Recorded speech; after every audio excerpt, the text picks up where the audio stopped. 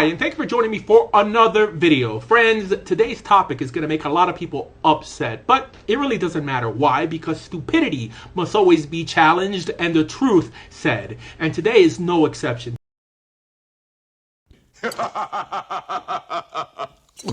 Shalom. Today's topic is going to make Asher and his perverted disciples upset again, but it really doesn't matter. Why? Because the stupidity of Reverend George's conversion must be challenged and the truth said, and today is no exception.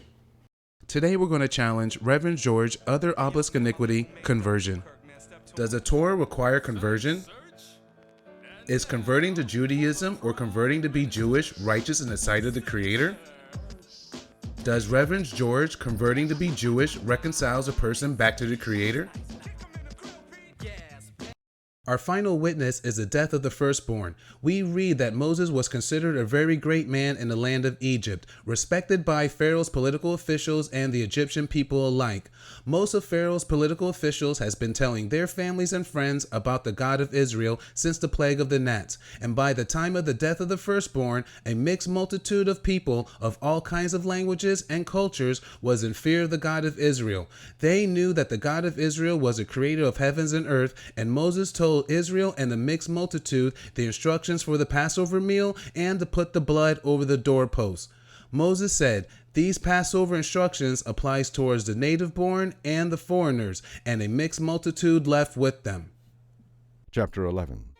Then the Lord said to Moses, I will send just one more disaster on Pharaoh and the land of Egypt. After that, Pharaoh will let you go.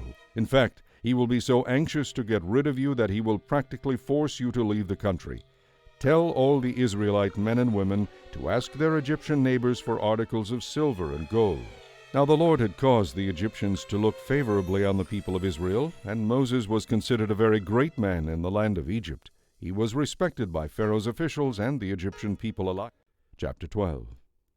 Now the Lord gave the following instructions to Moses and Aaron while they were still in the land of Egypt. From now on, this month will be the first month of the year for you. Announce to the whole community that on the 10th day of this month each family must choose a lamb or a young goat for a sacrifice.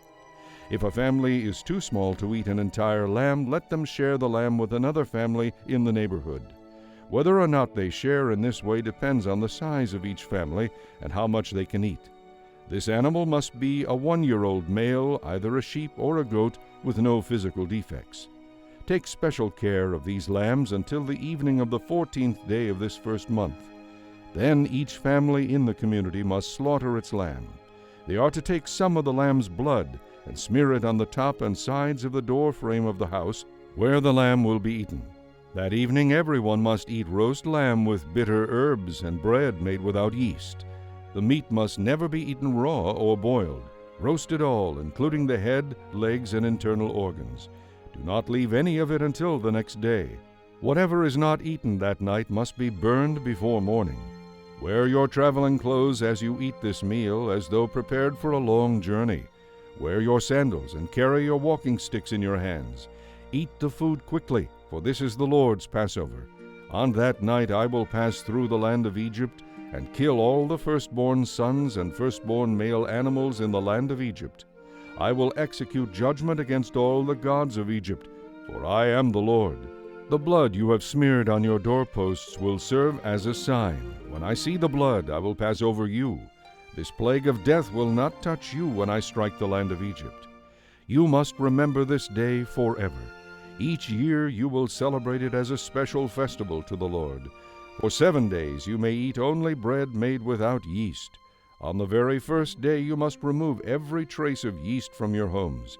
Anyone who eats bread made with yeast at any time during the 7 days of the festival will be cut off from the community of Israel. On the first day of the festival, and again on the 7th day, all the people must gather for a time of special worship. No work of any kind may be done on these days, except in the preparation of food. Celebrate this festival of unleavened bread, for it will remind you that I brought your forces out of the land of Egypt on this very day. This festival will be a permanent regulation for you, to be kept from generation to generation. Only bread without yeast may be eaten from the evening of the 14th day of the month until the evening of the 21st day of the month. During those 7 days there must be no trace of yeast in your homes. Anyone who eats anything made with yeast during this week will be cut off from the community of Israel. These same regulations apply to the foreigners living with you, as if they had been born among you. I repeat, during those days you must not eat anything made with yeast. Wherever you live, eat only bread that has no yeast in it." Then Moses called for the leaders of Israel and said, "Tell each of your families to slaughter the lamb they have set apart for the Passover. Drain each lamb's blood into a basin. Then take a cluster of hyssop branches and dip it into the lamb's blood. Strike the hyssop against the top and sides of the doorframe, staining it with the blood. And remember, no one is allowed to leave the house until morning, for the Lord will pass through the land and strike down the Egyptians. But when he sees the blood on the top and sides of the doorframe, the Lord will pass over your home. He will not permit the destroyer to enter and strike down your firstborn. Remember, these instructions are permanent and must be observed by you and your descendants forever. When you arrive in the land the Lord has promised to give you, you will continue to celebrate this festival. Then your children will ask, 'What does all this mean? What is this ceremony about?' And you will reply, 'It is the celebration of the Lord's Passover, for he passed over the homes of the Israelites in Egypt.' And though he killed the Egyptians, he spared our families and did not destroy us." Then all the people bowed their heads and worshipped. So the people of Israel did just as the Lord had commanded through Moses and Aaron, and at midnight the Lord killed all the firstborn sons in the land of Egypt, from the firstborn son of Pharaoh who sat on the throne, to the firstborn son of the captive in the dungeon. Even the firstborn of their livestock were killed.